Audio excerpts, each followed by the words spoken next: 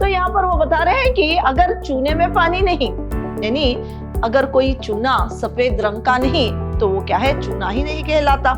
जो हमारे कर्तव्य है इस संसार में जन्म लेने के बाद, उस कर्तव्यों को करते हुए क्या है, अच्छे कार्य करते हुए आगे बढ़ना चाहिए, ना कि उसकी फल की अपेक्षा करनी चाहिए। रहीम कहते हैं कि कर्मयोगी हमेशा अपने कर्म करते हैं, वे फल के बारे में कभी नहीं सोचते।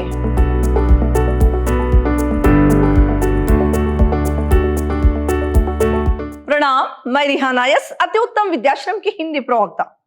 मेरे द्वितीय पीयूसी के जितने भी विद्यार्थी हैं, आप सबका मेरी कक्षा में स्वागत। मेरे प्रिय विद्यार्थियों, आज मैं आपको जो आपके लिए रहीम के दोहे हैं उनके बारे में संक्षिप्त में जानकारी दूंगी।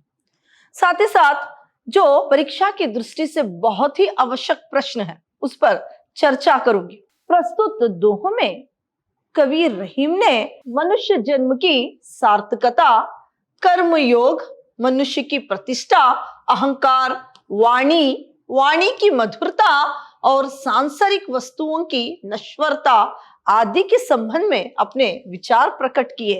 इस जो दोहों से आपको क्या है, बहुविकल्पीय जो भी प्रश्न है उसमें से एक प्रश्न आने की संभावना है 1 अंक के लिए।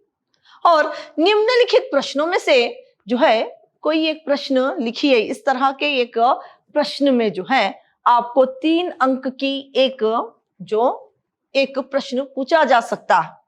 और जो है कोई भी रहीम के दोहे देकर उसका भाव स्पष्टीकरण के लिए 4 अंक के लिए पूछा जा सकता है। जो रहीम जी हैं वे जो है यहाँ पर जो मनुष्य के लिए सम्मान और प्रतिष्ठा कितनी जरूरी है इस पर चर्चा करते हुए एक दोहा लिखा है। रहीम का जो पहला दोहा है वो इस प्रकार है। रहीम जी कहते हैं यहाँ पर, जिस मनुष्य में विद्या नहीं, बुद्धि नहीं, यश नहीं, धर्म नहीं, तो वो मनुष्य ही अगर उसका जन्म इस संसार में हुआ है तो वो बेकार है। यहाँ पर जो मनुष्य जो है अगर वो संसार में जन्म लेने के बाद उसमें बुद्धि नहीं, उसमें धर्म की एक भावना नहीं, ना ही किसी को दान दे सकता है, और क्या है वो ना ही इस क्या है सम्मान के काबिल है, तो वो इंसान का इस धरती पर जन्म लेना ही क्या है, बेकार है। जन्म लेना इस धरती पर उसका बेकार है। वो मनुष्य इसके समान है, यानी वो मनुष्य जो है प्राणी के समान।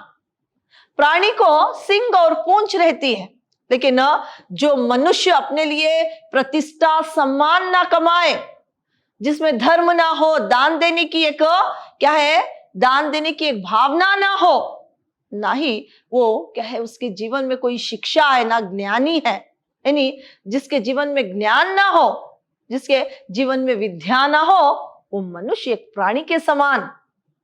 वो जो प्राणी जो होता है उसे पूंछ और सिंग होते हैं, ये जो मनुष्य है बिना पूंछ और सिंग का एक प्राणी है। इस तरह से रहीम जो है अपने पहले दोहे में कहते हैं। फिर रहीम जी जो है अपने दूसरे दोहे में कहते हैं कि यहाँ पर जो पानी का जो महत्व है उसे बताते हुए पानी को 3 बातों से वे जोड़ते हैं। पानी को जो है 3 बातों से जोड़ते हैं। एक चूने का सफेदपन, यानी जो चूना है उसका रंग जो है सफेद होता है। अगर कोई चूना सफेद ना हो तो चूना ही नहीं कहलाता।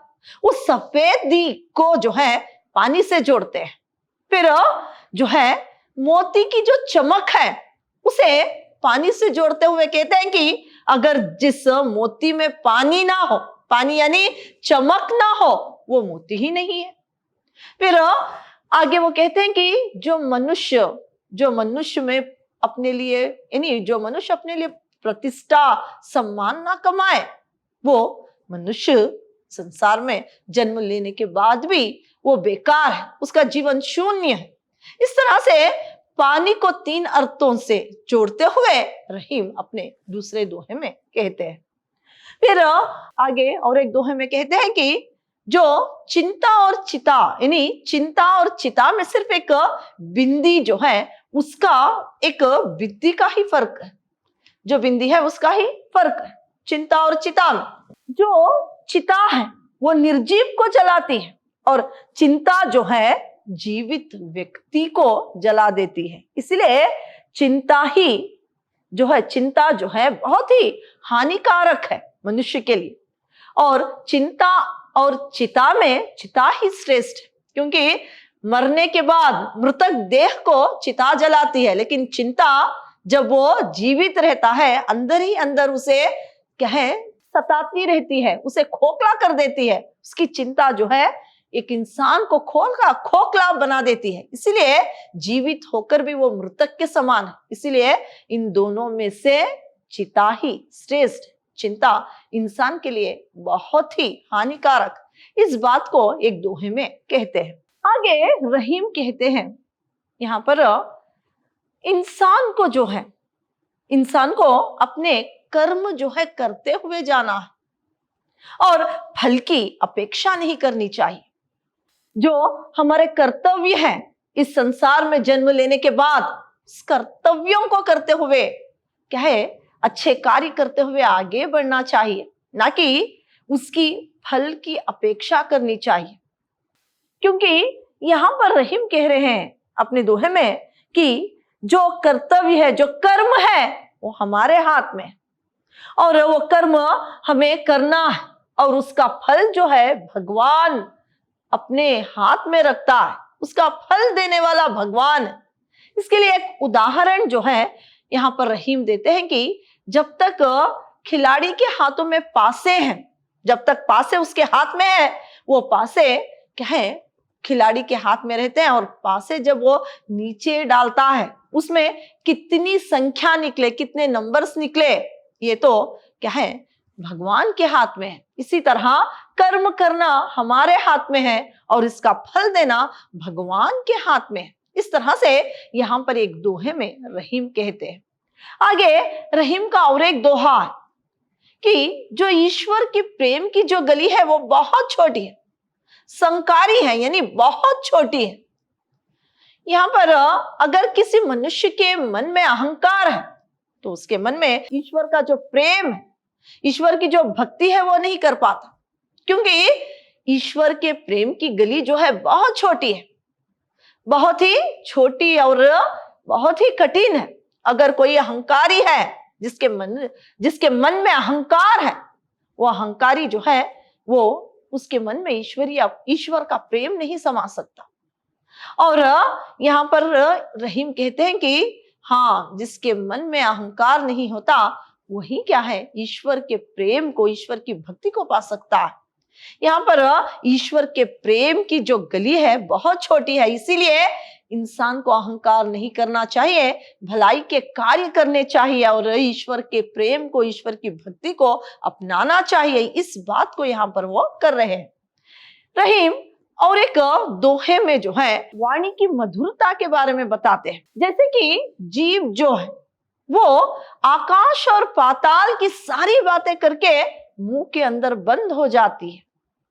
जो भी पुण्य और पाप की जो भी बातें हैं सब कुछ करके वो अंदर चली जाती है, लेकिन जो है उसका भुगतान गाल को करना पड़ता है। यहाँ पर जीभ अच्छी बुरी बातें करके अंदर मुंह में चली जाती है, लेकिन सामने वाले को अगर उसकी अच्छी और बुरी बातें जो भी वो करता है वो बुरी बातों का जो है नतीजा उसके गाल को सहना पड़ता है। सामने वाले को क्रोध आ जाए, उसके गाल पर वो मार देता है, उसके गाल पर चाटा मारता है, यानी सकल शरीर को उसका भुगतान करना पड़ता है। लेकिन जीभ जो है वो क्या है आकाश और पाताल की अच्छी बुरी हर एक तरीके की बातें करके वो मुंह में बंद हो जाती है। इस तरह से एक जो है बात जो है यहाँ पर रहीम, जो जीभ किस तरह से क्या है गलत बातें करके अंदर चली जाती है, सकल शरीर को, उसके गाल को उसका भुगतान करना पड़ता है, इसके बारे में यहाँ पर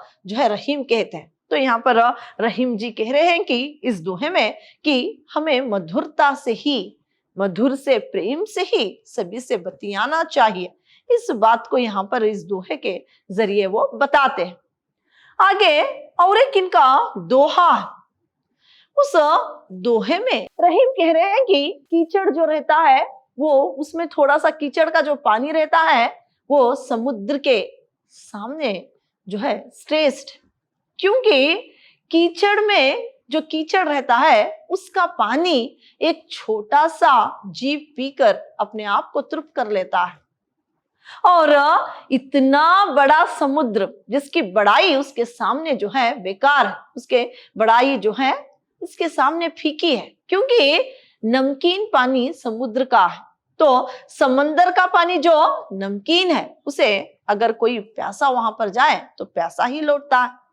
तो इसीलिए रहीम कह रहे हैं कि जो कीचड़ का पानी है वही जो है महत्व रखता है, और समुद्र इतना विशाल, इतनी खूबियां, इतना जो है उसके अंदर उसका महत्व इतना बड़ा होकर, इतना विशाल होने के बावजूद भी किसी एक छोटे से जीव की प्यास नहीं बुझा सकता, क्योंकि वो पानी जो है उसका नमकीन है। इस तरह से यहाँ पर रहीम इस दोहे को कहते हैं। इस दोहे के जरिए कह रहे हैं कि अगर एक गरीब भी क्यों ना हो, अगर किसी दूसरे गरीब की मदद कर दे तो वो महान, और समुद्र को अमीर लोगों से जोड़ा हुआ है। जो अमीर लोग, उसके पास सब कुछ है, लेकिन एक गरीब की मदद ना करे तो इतना उसकी संपत्ति, इतनी जो धन दौलत होती है वो सब किस काम की, जो कि किसी को वो अपने धन दौलत से दान ना करे।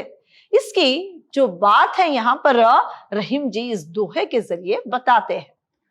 तो इस तरह से रहीम जी ने बहुत सारे दोहे लिखे हैं जिसमें नीति और जो है नीति मिलती है, बहुत कुछ संदेश जो है अपने दोहों के जरिए क्या है पाठकों तक पहुंचाते हैं। इसमें आने वाले जरूरी जो प्रश्न है वो इस प्रकार है परीक्षा की दृष्टि से। एक अंक के लिए देखिए, किसके बिना मनुष्य का अस्तित्व व्यर्थ है? जो प्रतिष्ठा है, प्रतिष्ठा यानी इज्जत के बिना मनुष्य का अस्तित्व व्यर्थ है। चिता किसे जलाती है? चिता निर्जीव को जलाती है। प्रेम की गली कैसी है? प्रेम की गली जो है समकारी यानी छोटी है, समकारी प्रेम की गली है। रहीम किसे बावरी कहते हैं? रहीम जीव को बावरी यानी पागल बावरी जो है वो जीव को कहते हैं। रहीम जी ने चिता और चिंता के अंतर को कैसे समझाया है, स्पष्ट कीजिए। रहीम कहते हैं कि चिता मनुष्य को मरने के बाद जलाती है, अर्थात उसके निर्जीव शरीर को जलाती है, पर चिंता जीवित मनुष्य को ही जलाती है। इसका अर्थ है चिंता के कारण मनुष्य हर दिन जलता ही रहता है। इसीलिए कवि कहते हैं कि चिंता चिता से भी ज्यादा हानिकारक है, मनुष्य को उससे दूर रहना चाहिए। कर्मयोगी के स्वरूप के बारे में रहीम के क्या विचार? रहीम कहते हैं कि कर्मयोगी हमेशा अपने कर्म करते हैं, वे फल के बारे में कभी नहीं सोचते हैं, और फल तो सिर्फ भगवान देते हैं। इसी तरह उदाहरण के तौर पर रहीम कहते हैं कि पासे हमारे हाथ में रहते हैं, पर दावा जो है हमारे हाथ में नहीं होता।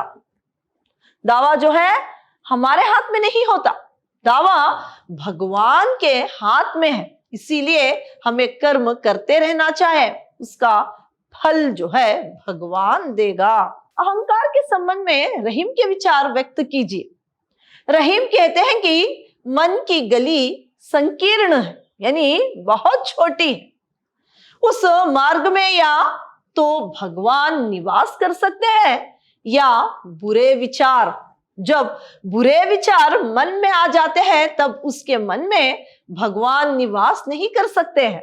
उसी तरह जिसके मन में अहम भाव यानी अहंकार होता है, उसके मन में भगवान निवास नहीं कर सकते हैं। इस तरह से जो है अहंकार के संबंध में रहीम के विचार है। संदर्भ भाव स्पष्ट कीजिए। यहां पर देखिए, रहीमन पानी राखिए, बिन पानी सब सुन, पानी गए ना उबराए, मोती मनुष्य चुन। तो इस दोहे का भावार्थ है।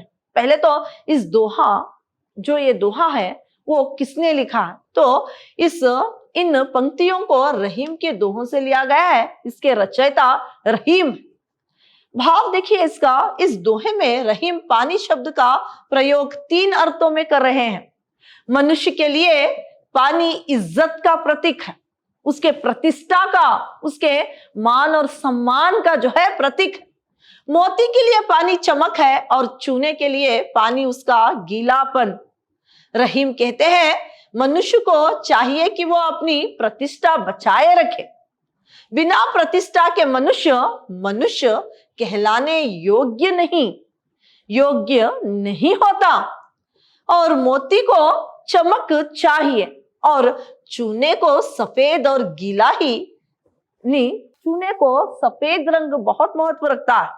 तो यहाँ पर सफेद और गीला ही नहीं तो सब जो है बेकार है। अगर चूना सफेद नहीं हो और ना ही उसमें गीलापन हो और मोती में चमक ना हो तो क्या है, वो बेकार है।